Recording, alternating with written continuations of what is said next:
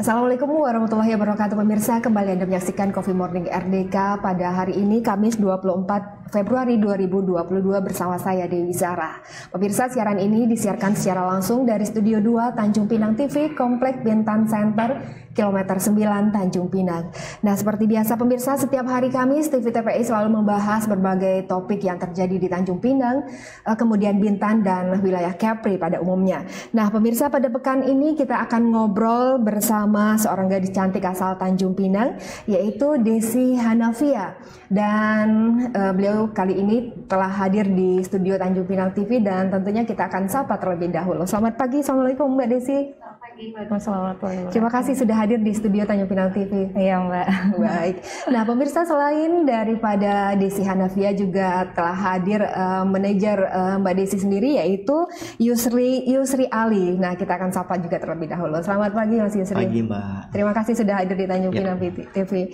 Baik pemirsa, nah selama 60 menit ke depan kita akan berbincang bagaimana sih kiprah Desi Hanafia di Tanjung Pinang ini. Nah seperti kita tahu atau sebagai informasi untuk Anda bahwa Desi Hanafia ini terpilih menjadi Miss Woman Empowerment tahun 2022, dan selain itu beliau juga sering warawiri di dunia catwalk, tentu saja untuk memperagakan busana maupun produk kecantikan lainnya. Nah seperti apa kiprah beliau selama ini, dan selama 60 menit ke depan kami akan berbincang di Coffee Morning RDK. Pastikan Anda menyaksikan program ini dan juga melalui media sosial Facebook Tanjung Pinang TV maupun melalui live streaming website TV TPI, yaitu tvtpi.id. Nah pemirsa, selain itu kami juga mengajak Anda untuk ikut memberikan pertanyaan, barangkali ada ingin sharing dengan narasumber kali ini, bisa disampaikan di kolom komentar Facebook Tanjung Pinang TV. Baik, mungkin kita berbincang terlebih dahulu. Mbak Desi, sebelumnya Mbak Desi ini kan juga sudah cukup dikenal di Tanjung Pinang di acara-acara tertentu seperti catwalk yang saya bilang tadi kan Mbak Desi sudah familiar seperti itu. Nah ini kan terpilih menjadi Miss Woman Empowerment 2022. Nah ini bagaimana sih Mbak ceritanya, seperti apa? Apakah ini memang ada semacam kontestan yang berlangsung sebelumnya gitu? Oke baik, jadi aku menjawab. Jadi awalnya itu kita dipilih menjadi Putri Pemberdayaan Indonesia, tapi di Kepri. Lalu ini nanti ada ajangnya lagi di daerah Bandung. Dan di sana kita kompetisinya dari beberapa provinsi. Lalu alhamdulillah di sana setelah ikut kegiatan dan hasil penilaian, saya mendapatkan predikat Miss Women Empowerment Indonesia 2022 untuk berlaga di internasional. Oh begitu. Jadi nanti ini setelah ini akan ada kegiatan lanjutan di tingkat internasional gitu. Benar. Mbak, saya tertarik ini. Tadi kan menyebutnya ada pemilihan Putri Pemberdayaan Perempuan gitu ya. Nah itu sendiri kan dari Kepri mengirimkan itu, yang mengadakan itu apakah memang ada kerjasama sebuah yayasan dengan pemerintah atau apa gitu Mbak? Untuk kerjasama sama pemerintah sih, kita awalnya dari emang masuk di sekolah modelingnya. Nanti kita dipilih bagaimana anak yang cocok dengan acara ini, yang emang ada visi misinya, dan itu nanti dites dulu sih Mbak, bagaimana ke depannya, kalau cocok baru dikirimkan dari sekolah modelingnya. Jadi untuk kerjasamanya masih personal sih dari sekolah modeling. Oke, baik. Nah pemirsa, artinya ini murni keinginan sendiri begitu ya, karena ada keinginan untuk mengikuti kompetisi tersebut. Nah pemirsa, tentunya kita juga ingin tahu seperti apa sih, mungkin Mbak Desi ini tentu didampingi oleh seorang manajer. Nah manajer ini fungsinya mungkin seperti apa sih Mas Yusri?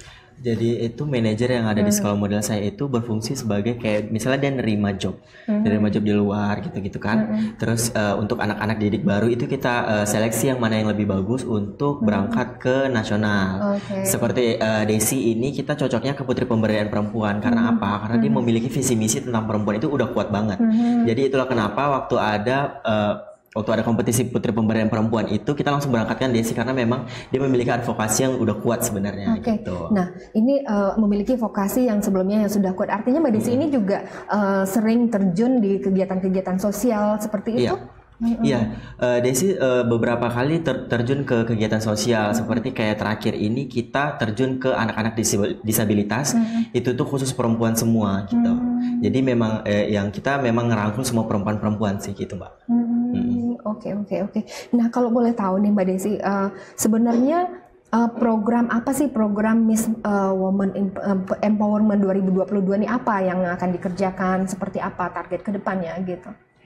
Baik, kalau untuk target kedepannya khususnya karena Desi tinggal di Kepri, jadi di Kepri ini masih ada yang tadi dibilang sama manajer saya, ada salah satu seperti yayasan juga, emang kumpulan dari anak-anak disabilitas khususnya perempuan yang mereka ini belum terap banyak orang yang tahu. Sebenarnya mereka ada keterampilan bisa menembak dan mereka udah sampai ke nasional. Oh gitu, anak-anak disabilitas yang khususnya perempuan. Iya. Dan mereka punya keahlian, jadi kemudian mereka didampingi begitu ya? Iya, benar sekali. Dan ini kita kerjasama sama salah satu Danyon Kamal di Tanjung Pinang. Jadi untuk melanjutkan program ini, jadi kita kerjasama bareng gitu. Oh gitu. Nah sejauh ini selain daripada itu, apakah mungkin ada kegiatan lainnya memang untuk perempuan begitu Mbak? Tidak hanya untuk kaum disabilitas saja gitu? Ada, jadi kita juga sering ingin terjun kembali lagi ke Panti Jompo. Jadi kalau di Panti Jompo itu kan sebenarnya mereka ini wajib kita berdaya Mbak, karena mereka juga di sana itu mereka tuh kan diajar keterampilan. Jadi coba kita bagaimana kita tuh memberdaya mereka, apa hasil karya mereka tuh bisa bisa orang tahu gitu Mbak. Dan kita juga ada program baru sih, pengen langsung terjun melihat perempuan-perempuan ODGJ. Nah atau kita mau ke rumah sakitnya langsung untuk melihat langsung, pengen tahu sih apa sih kendala-kendala yang sampai mereka itu ada di situ gitu. Oke. Khusus perempuan. Mungkin ini juga menarik ya pemirsa, perempuan-perempuan yang ODGJ. Nah seperti yang kita tahu bahwa di Tanjung Pinang ini cukup banyak ya Mbak ya, maksudnya cukup banyak ODGJ yang perempuan. Nah mungkin ini ada apa sih yang melatar belakangi kenapa mereka bisa berada di jalanan? Mungkin ini mungkin menjadi salah satu tugas daripada Mbak Desi nantinya ya Mbak ya, bagaimana mereka bisa kembali ke keluarga, kemudian walaupun mungkin mereka berada di jalanan tapi tetap terlindungi, mungkin begitu ya Mbak ya. Baik pemirsa, kami masih mengajak Anda untuk ikut memberikan pertanyaan atau sekedar sharing bersama Mbak Desi bagaimana ke depan program-program apa yang akan dilakukan. Pemirsa, tentunya Anda bisa mengirimkan pertanyaan melalui kolom komentar Facebook Tanjung Pinang TV. Baik, Mas Yusri, ini kan apa namanya ya, kan Mbak Desi ini berangkat dari seorang modeling begitu ya. Nah itu apakah memang sudah didampingi dari sejak awal gitu? Kalau untuk setiap anak didik saya yang saya berangkatkan ke nasional itu kita dari agensi model sendiri, ya kita mendampingi dari awal. Pertama dia terpilih, prepare-nya dan segala macam, sampai dia berkompetisi pun kita temanin ke sana kayak gitu. Jadi kita nggak pernah miss satu pun tugas-tugas dari dia gitu. Jadi itulah kenapa anak-anak yang datang ke sana, khususnya Kepulauan Riau yang personal saya pegang sendiri, itu tuh prepare-nya lebih well prepare banget gitu. Dibandingkan anak-anak yang memang berangkat tapi mereka punya uang cuma mereka prepare-nya kurang. Itu sebenarnya kita sayangkan sekali sih sebenarnya. Artinya Mbak Desi ini juga disponsori oleh agensi yang membawanya ke sana gitu ya. Terus mungkin boleh tahu nggak sih apa sih waktu itu yang mungkin ada waktu ada kompetisi itu, apa yang menjadi penilaian penting dari seorang model itu untuk menjadi sebagai seorang Miss Women Empowerment tadi? Maksudnya yang kenapa dia bisa terpilih? Bisa gitu. Terpilih apa aja, elemen apa yang mempengaruhinya gitu? Karena balik lagi, Desi ini memiliki advokasi yang sangat kuat. Karena di sana kita harus memiliki tujuan kenapa kita pengen menjadi Miss Women Empowerment tersebut kan. Jadi itulah kenapa Desi bisa terpilih menjadi Miss Women Empowerment, karena advokasi yang kuat tadi. Oke. Nah waktu itu Mbak Desi kira-kira berapa ini sih Mbak apa namanya nih? Lawannya begitu, berapa dari, apakah seluruh kabupaten kota provinsi dari Indonesia Mbak waktu itu? Ya waktu itu memang ada online-nya dulu Mbak, dipilih beberapa provinsi, lalu yang udah dipilih itu baru bisa ikut karantina itu 9 orang dari seluruh provinsi. Apalagi ada beberapa provinsi kan yang karena masih untuk menaati protokol kesehatan ya Mbak, karena masih COVID, jadi emang tidak diberlakukan untuk semuanya sih Mbak. Gitu. Oke. Oh jadi tidak seluruh provinsi di Indonesia yang ikut bisa ya Mbak ikut ya? Ya. Bisa ikut. Oh gitu. Nah mungkin Mbak Desi boleh berbagi pengalaman sedikit nggak sebelum kita lebih lanjut? Mungkin seperti apa sih di dalam sana? Karena mungkin kayaknya itu menjadi tantangan tersendiri ya. Bagaimana apa namanya menjadi finalis di sana, seperti apa Mbak waktu karantina itu? Waktu karantina awal itu memang yang kita lihat itu saingannya lumayan ya, karena kan masing-masing dari provinsi membawa visi misi tersendiri dan berbeda-beda dan pasti mencari keunggulan masing-masing. Tapi di situ yang bikin saya bagi saya itu yang bikin saya senangnya karena di situ banyak yang ada visi misi yang berbeda yang saya tidak tahu. Jadi untuk tambahan wawasan saya sendiri sih.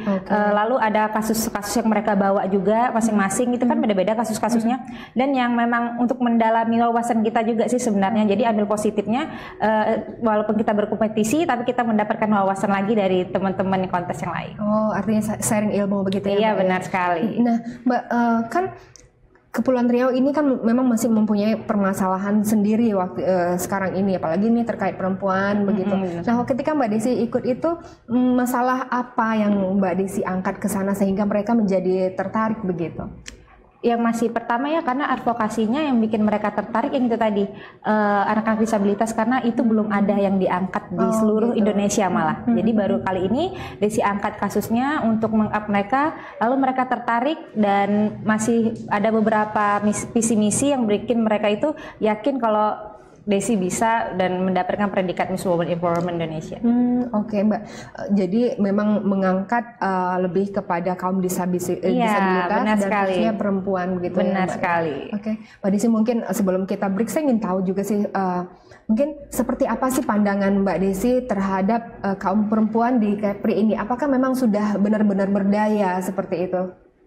Kalau dari Desi pribadi sendiri sih belum melihat 100% ya, karena masih kurangnya rasa empati sesama perempuan.